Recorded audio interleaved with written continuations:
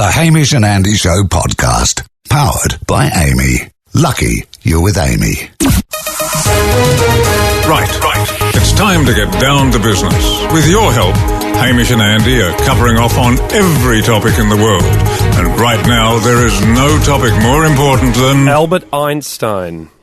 Before you do a skerrick of work today, make sure you know all there is to know about The brain genius Albert Einstein. when we talk business, we talk. Albert Einstein. I'm Peter Harvey.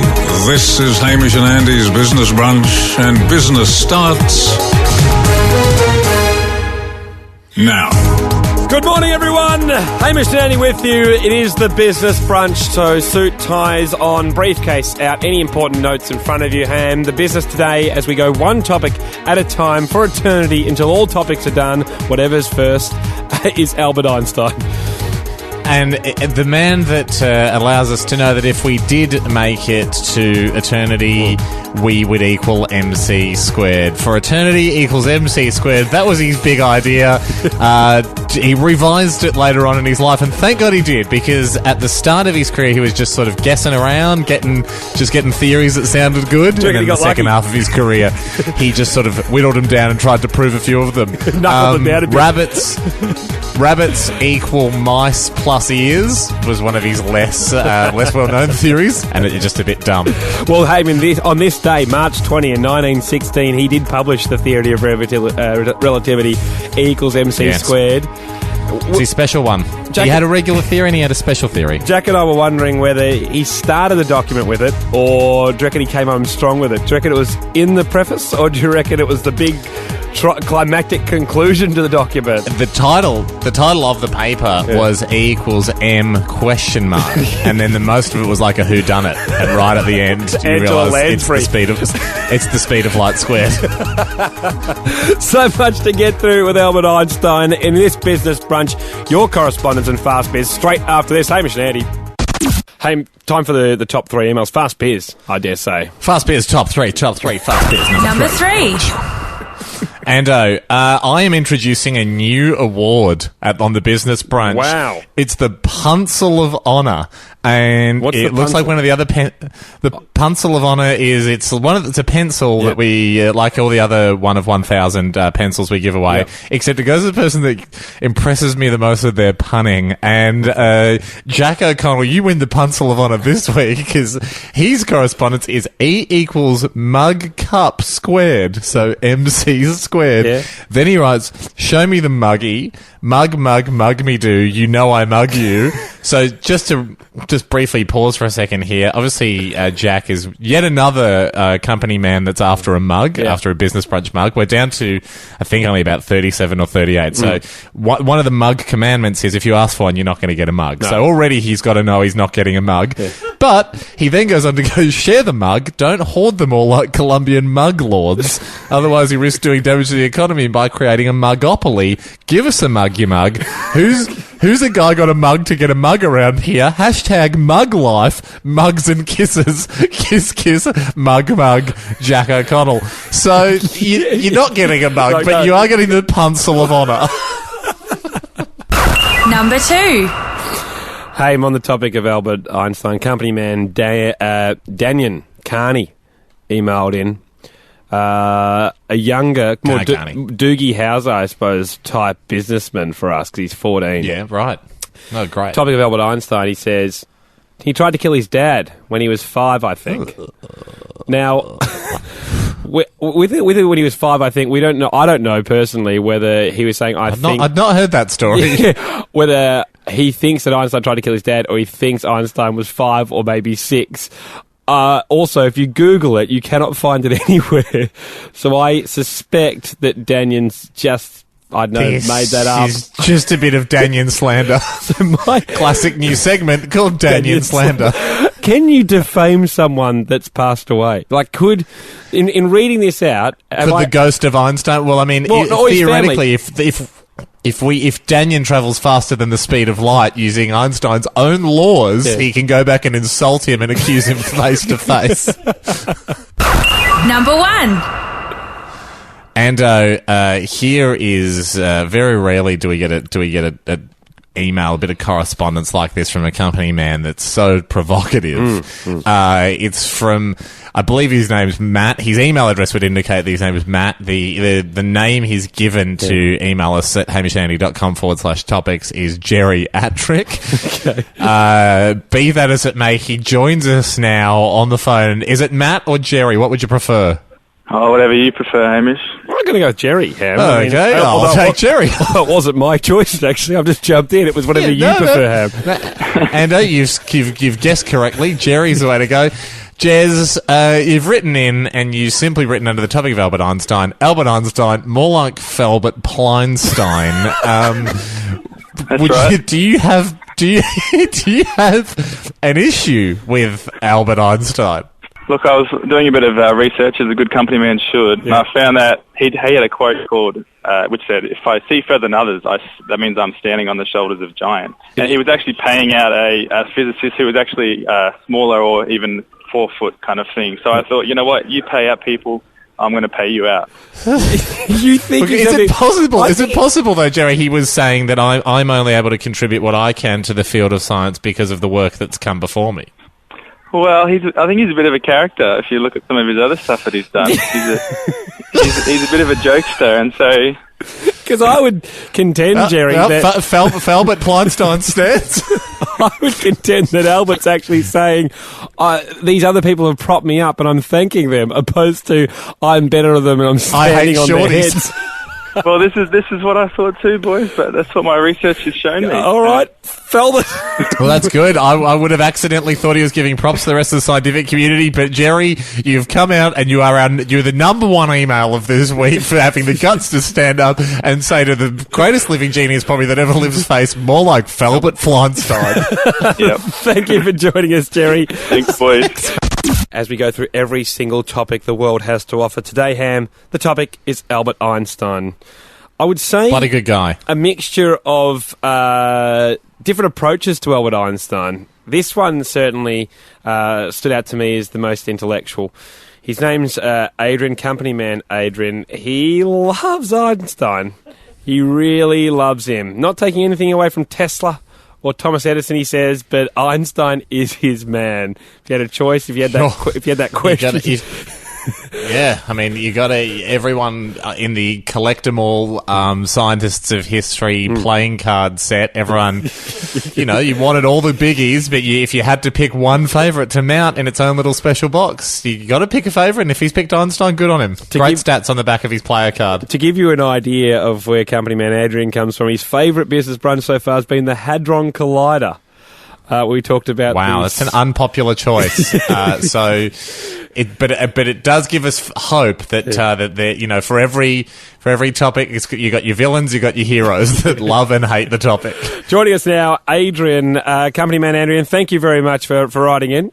Hey guys, how are you? Yeah, very good. Now, Adrian, I would love you just for my sake, really, is to dumb down a few of your theories here and try to explain them in obviously layman's terms. Are you happy enough to do that? Yeah, I could do that for you. Yeah, great. Okay, the first one I'd like. You wrote quite the novel, which made for great holiday reading. I hope you put the photoelectric effect in there. One of Einstein's more overlooked theories. But Adrian, the two things that I wanted to discuss briefly. First of all, if you said here that if Hamish and Andy were the same age, which we roughly are, Ham, you and I. If Andy chose to fly around the world constantly in a jet for 5 years, at the end of 5 years, Hamish would look much older, while Andy would seamlessly age very little. Yeah, it's going to be a pretty fast jet, doesn't it? Yeah, it does. According to Einstein's theory, it's the faster you travel, time actually slows down, and they proved this by they got 2 jets. With 2 synced atomic clocks, so these clocks are really synced. Very good. And then they flew 1 jet around the world, and when they came back, the 2 clocks were out of sync. It's actually one of Albert's theories, and he... Okay, suddenly now we're too far. But Adrian, my theory here is that I age a lot better than Hamish. So I would. No, but also, my theory is sometimes on the plane they give you a complimentary moisturiser, and that's why you come off looking a little fresher and a little younger. And then maybe also at the airport you got one of the 15-minute neck rubs, and the guy that didn't do the flying has been flat out at work covering for the other guy that's taken a 5-year joyride in this magical plane. My other so of course he's going to look a bit more stressed. The other thing for me is it'd strike me as a bit boring, and I definitely would have deep vein thrombosis if I had in fact done the 5-year jet plane ride. I would be annoyed if after 5 years on a plane we landed at the same airport. I would at least hope to be in America or somewhere cool. All right, the second one, Adrian, that I wanted to concentrate on. You said that Einstein almost finished an equation proving God existed. Before. Yeah, it was a rumor that I was told when I was a kid. So it's a rumor. My mum told it to me. Well, the part that I quite liked about you saying that then people say God purposely killed him because he was getting too close to the answer, which does sound like a bit of a. I might kill him and meet him. I might bring him over to my house. This guy's a big fan of mine. Adrian, thank you for joining us and enlightening us, mate. We really appreciate it. Cheers. You know, Andy, if you do go in a jet for 5 years longer, you can probably creep longer. Yeah, that's right. Air Creep 1, Andy's private jet. It's prowling, but prowling. Yeah, sorry, prowling. I do appreciate you've downgraded Andy to a creep, which is actually under a prowler. So there you go, Ando. All these years I've been trying to elevate your status. There we go, Adrian, perceptive genius. Calls it the way he sees it, and we love him for it. It's the Business Brunch. Hamish and Andy, the Business Brunch you are listening to, probably taking notes and then filing them away a little later on, because we do one topic per day. At this stage, we shan't never go back to one topic, Ham, and today's topic is Albert Einstein. Heartthrob Haim. I haven't heard that name for a little while, Andy. So you must have misheard. It takes me back quite a fair way. Takes me back about 9 years. The year is 2004, and old Heartthrob Haim, he's single. And he still remembers a thing or two from those old days, my currently single friend. I didn't prowl, but I could certainly lurk. I was a pretty good lurker. And you were a used pest. to, picked up a babe or two. I remember as a dedicated player. As a dedicated pest. It started with P, you're correct. But, hey, you knew how to pest your way into situations. Keno it was. It was a wonderful Keno. Siege mentality. Nothing illegal. I didn't lock people in their house and try and bash down their door with a big log. But the analogy was probably pretty accurate. Here's the thing, though, Ando. Sometimes the spider, I would stray from my web, and I would go out and, I'd meet flies at a bar. And when they came back to the old web after the night, I had a foolproof plan. This is in the first house I ever lived in, and it does relate to Einstein because I thought this was a killer move, right? I had a book called The History of E = MC Squared that sat on the coffee table, right, for when girls came home and they would notice it. It was my intellectual prop. It was my way of going, yeah, I'm into that sort of stuff. So, how'd that work out for I you? want you to see the magic in action, because do you have an intellectual prop at your house, or are you just bringing them home and taking your top off straight away? I actually do that. Is that what you do? No, the book we have on our coffee table is Mandela, which was given to us by Hogs, because I think it was the first time his kids' publishing company decided to go into adult books for a bit. And if I come into your house and I see Mandela, I'm like, oh, that's so beautiful. He's a hero of mine. What's your favourite Mandela moment? The pictures. Yeah. Yep. I love those silly shirts he wears.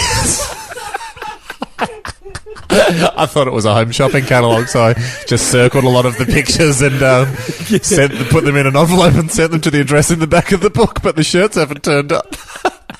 Well, see, you failed then. You failed at your prop. You failed at your intellectual prop. Yeah. This is how you are. Okay, this so is I how come you back play and it. I'll go. So I bring you home. I kick down the door. Yeah. and it's sort of 1 in the morning. I must have had too many drinks. I've agreed to come back with you after a number of you hours of pestering, and I've got into your place with John and Hado. It's messy, it smells a bit. There's probably a mountain bike. Check out the hammock hanging between two rafters that it turns out are structurally not stable enough to support a hammock. Sorry, babe, we can't get in the hammock. That's fine. So make yourself, if you want to read a book or anything. What? The history of E equals MC squared. Cleaned up. Sorry about that. Sorry, the house is such a mess with all these Brainiac books around. Is this your book? Yep, bought it at a bookshop. Bought it at Borders because they still exist. Because it's 2004. Yeah. And I just love flicking through it. What's your favourite bit of it? At the end, it gives you... You wouldn't really get it because I'm smarter than you. I actually studied science at school. Yep. No, good. At the end it gives you heaps of occasions where you can use the equation. I think it's called equation occasions at the end of the book. Kiss me. Okay, thank you. I also have Stephen Hawking's A Brief History of Time, which I haven't read. Hey, and this is quite an extraordinary. Got correspondence. Obviously, Einstein is famous for his theory of relativity. Correspondence from Companyman Jiminy Cricket, whose good. The headline of his message was "Einstein stole my relative's theory." So that was eye-catching. Okay, that's pretty good. That's good. That's clever. Yep. Obviously, if he's worked for the newspaper, everyone would have applauded that. It would have been front page. If this story is in fact true, I'd like Companyman Jiminy Cricket to talk us through it more. He joins us now. Jiminy, how are you?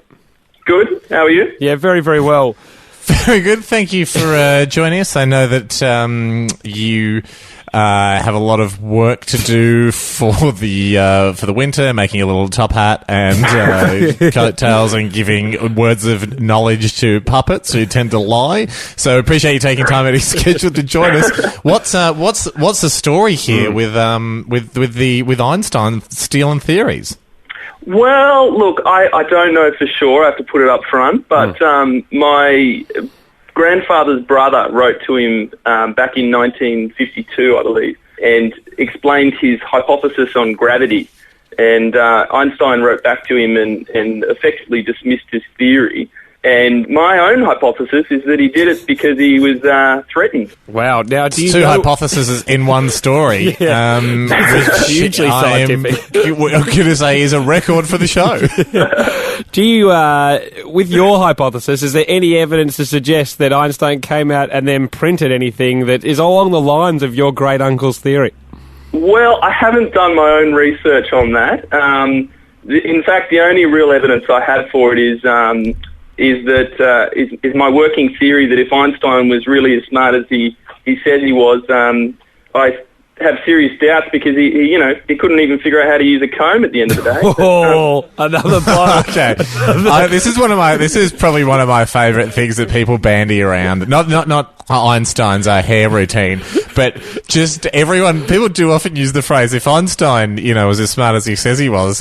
Did he ever say anywhere, "I'm so smart"? Did Einstein ever get up to present a scientific paper and just go, "Before we begin, I'd like us all to acknowledge some base facts.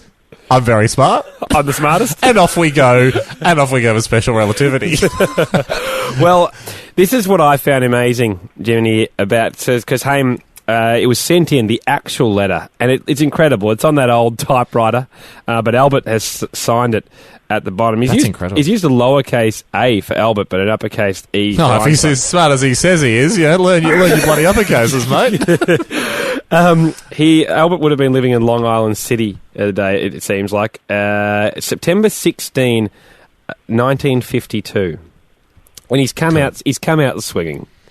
He writes to Jiminy's great uncle, "Dear Sir, theories avoiding completely the notion of the continuum are, of course, possible in principle, but the attempt is not so simple as you seem to believe. Full stop."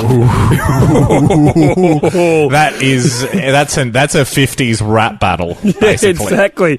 How did your great uncle respond to that? Did he go back, or did he just sit back and enjoy the fact that it's a diss? That he's it's got a diss under Albert's skin? Well, actually, I think it took him a good number of years to respond. He ended up writing a paper in 1996 when he was, he would have been about 83 years old. Thousands of years old. And so he did the paper in 1996 that Albert Einstein dissed him about. Yeah, exactly. Wow. Well, So it's an interesting tactic. It's an interesting tactic to wait until Einstein is decades in the cold ground before. And also we've had things like the internet and modern computing and a fair few things come along that can help you out to then come back and do 45 years later. Oh yeah? Well, here's what I reckon. I hope that was the title of his paper, which was just a bit of, oh yeah? Thank you for joining us, Jiminy. It's all I've got time for today on the Business Brunch. HamishDaddy.com/topics. There's more topics up there right now. Go there, check them out. Please add your correspondence. Amazing. We'll put up at HamishDaddy.com the letter from Albert Einstein. The only probably incredible, and I can't believe we actually had some correspondence. It's the first time, really, for a Business Brunch topic we've had something, fairly real on topic from the guts, from the guts of the topic. HamishDaddy.com for the podcast. A pleasure doing business with you. That was the Hamish and Andy Show podcast, powered by Amy. Lucky you're with Amy.